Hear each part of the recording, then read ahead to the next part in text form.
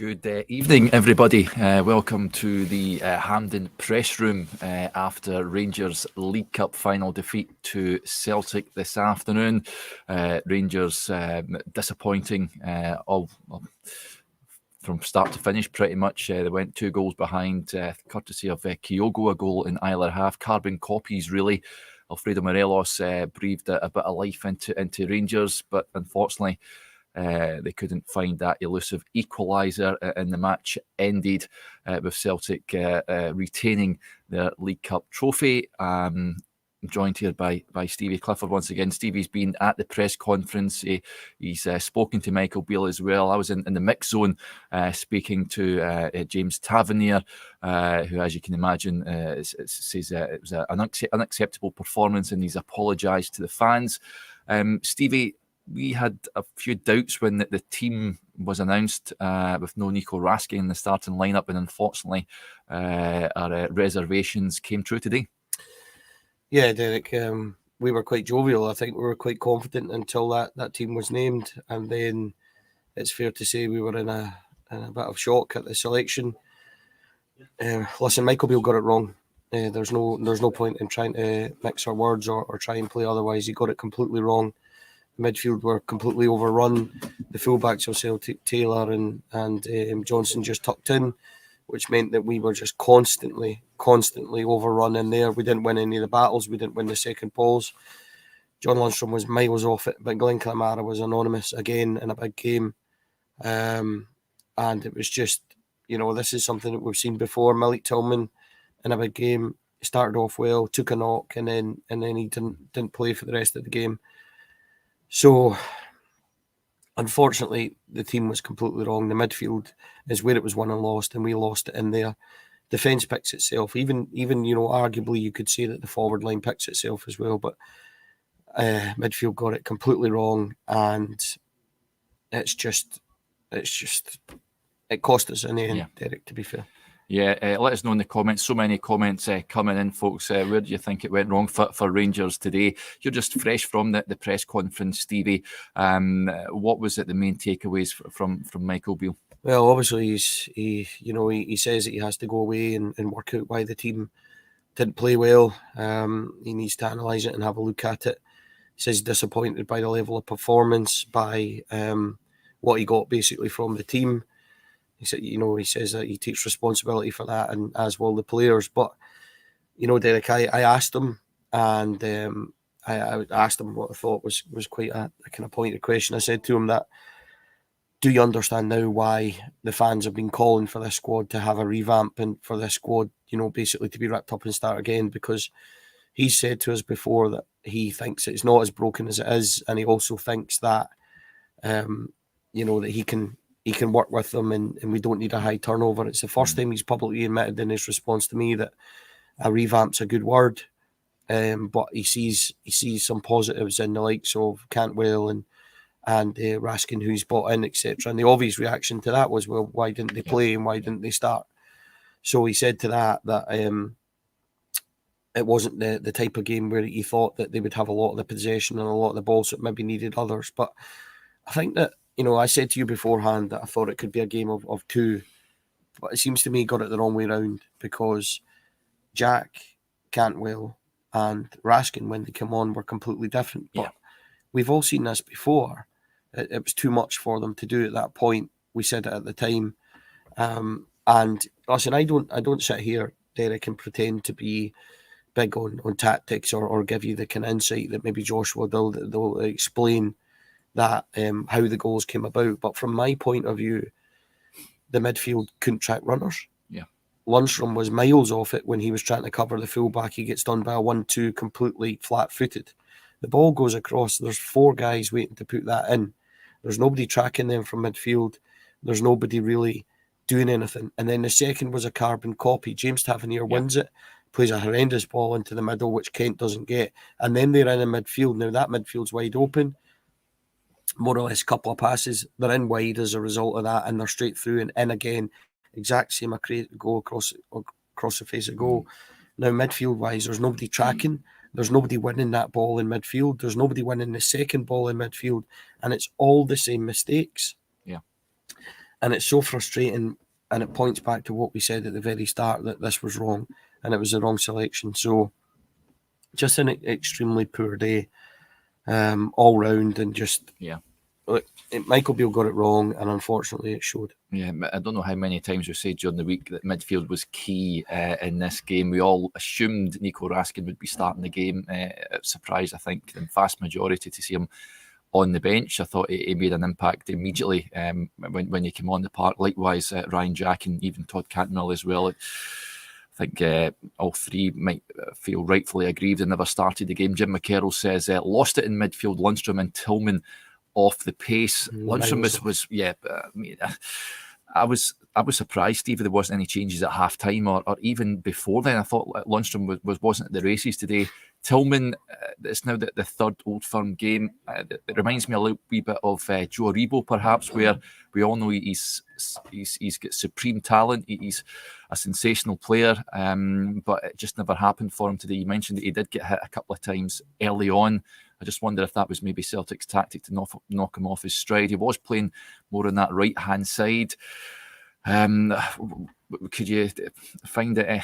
I mean, Tillman, is he just coming back from injury? Is that the reason both players were slightly off it today? See, to be honest, see if their tactic was to give him a bang and then hope that he would fade out of it, then that doesn't speak very much for him in a game where you've got to win that battle and they've got to do it. I'm reluctant to go and 2-foot the boy because he has been really, really good for us, and he has been well. But I said it beforehand that he needs this one big performance on the big stage in the bigger game where he really kicked on, and he didn't. Arguably, we've seen more from Todd Cantwell in that kind of attacking position, although he was more central by that point than Tillman started. But Tillman started off really, really well. I think we counted, he made 3. He recovered the ball 3 times in the first 5 minutes, so he was doing well. Hatate then kind of gave him a dead leg-ish, and he never recovered from it. But next to him, Kamara and Lundstram, look, they just aren't built for this kind of game at all. They just aren't. They don't have the legs. They don't have that grit and determination. And John Lundstram isn't fit. I didn't think he looked fit either. Ryan Jack and Nico Raskin were the ones to select for me today. That's what we said beforehand. It's what we've said all week, so it's not a knee-jerk thing.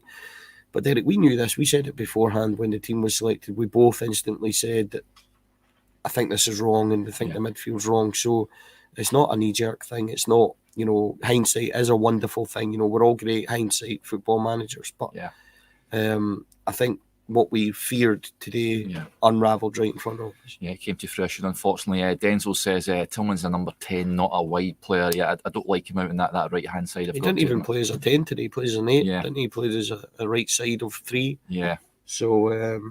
I don't think it was his day. It wasn't many players' day, I've got to admit. There's lots of comments coming in now. Stuart MacArthur raises a point. John Lundstram playing alongside Glenn Kamara. You had reservations about him starting the game, Stevie. Stuart says Kamara's had his day for me. I think he's not alone in that. I think you asked Michael Beale this about revamping the squad. He's certainly one player. It looks like his Ibrox days are numbered. It just didn't happen for him to do that. No, but it didn't happen for any of the other ones. I'm getting a wee bit sick of players from this team coming out and apologising to the fans for not performing and not turning up in the big games. And it confirms what I've said before. Now, look, I know it's really easy at the moment just to slate everyone and go after everyone, but this is what we've said consistently for a number of years now, not just today, not just on a kick-off or after what's happened today. But this squad needs to be cut. It needs to a proper revamp. It needs to, and it might mean that we lose players that we really rate and we think, but this team needs freshened.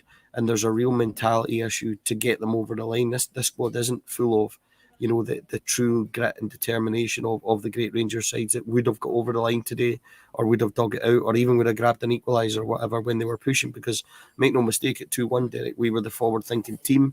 We were the team causing issues, but they never just completely believed it. They never ever had it in their locker to go forward. So I'm afraid I'm done with the apologies, and I'm afraid I'm kind of done with that side of it.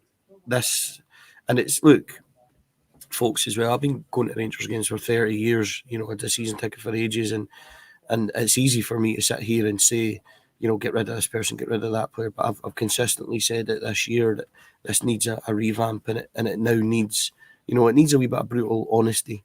We're staring down a barrel of 5 trebles in 7 years, and that's completely unacceptable for any Rangers side. Yeah.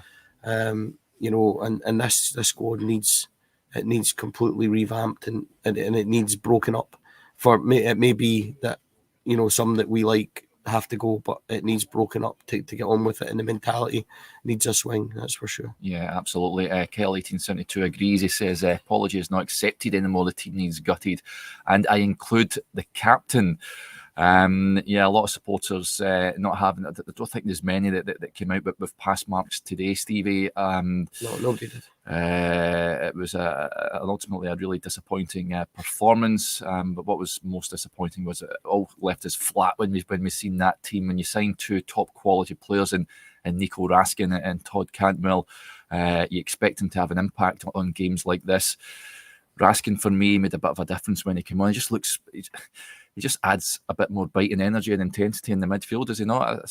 I'm at a loss to understand why he wasn't trusted to start that game today. If he starts the game, Stevie, is it a different outcome today, do you reckon? Well, it's certainly a different performance for Rangers, because what did they lack in midfield? Intensity.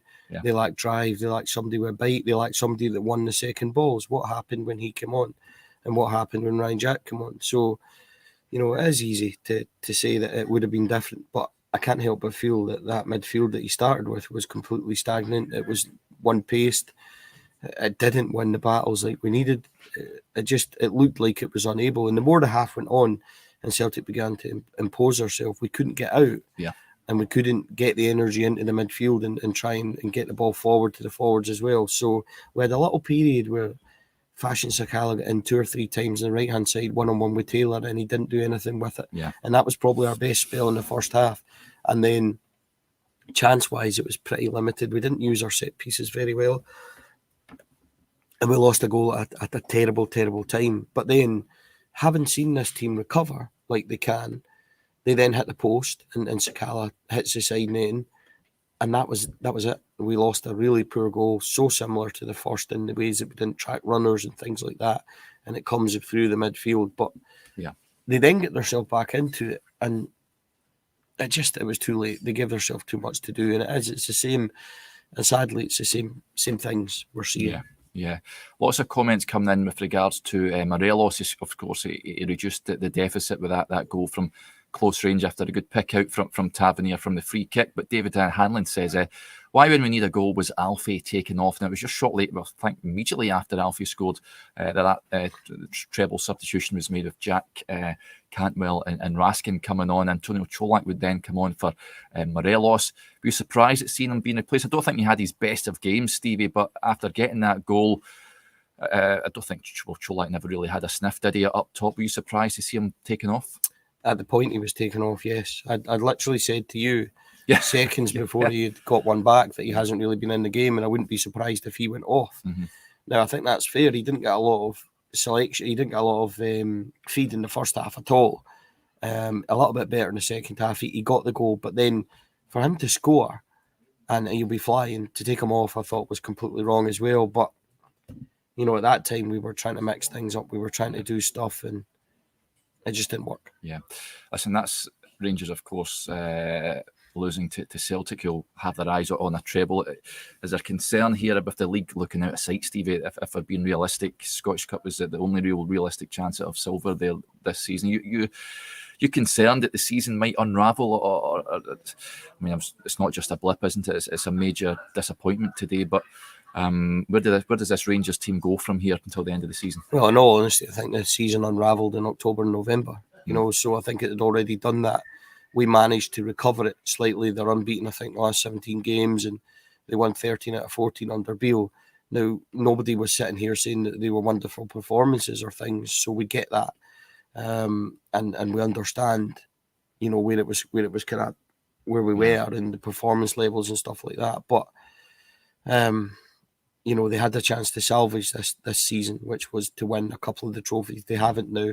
The Scottish Cup has to become, we have to win the Scottish Cup. Doesn't matter how it happens. It doesn't matter how we do it. We have to win the Scottish Cup. because we're literally staring down the barrel of Celtic, winning yet another treble, which we can't have, and we need to try and swing the pendulum so that we can get ready for next season. Listen, they're a good side. Yeah. And it'll hurt to say it. They're a good side. Yeah. They're very strong in attack. They've got a great pressing game and everything else. I understand that completely. And Ange Postecoglou has built a really good side. I think that's all fair, but it doesn't mean that we can't strive as Rangers to be a lot better than where we are at the moment, which is sadly miles away. Michael Beale said there was 20-25% to go up Monday morning, no matter what happens today. I think that today might have kind of taught him that it's a lot more than that, and perhaps the people on the outside that have been calling on this revamp and has been calling on this squad to get broken up and go again, perhaps those people have a point. Yeah, I can't disagree with much of what you say there, Stevie. A bitterly disappointing day here for Rangers at the National Stadium, folks. Rangers losing to Celtic by 2-1. Thanks to everyone for interacting with the show, incidentally, and for putting your comments across. We'll be back again tomorrow morning to have a more in-depth look at where it all went wrong for Rangers this afternoon. We hope you can join us for that. But until then, I usually say enjoy the rest of your day. It's going to be quite difficult, of course, after what we just witnessed at Hampden. But thanks very much for joining us, and we'll speak to you again tomorrow.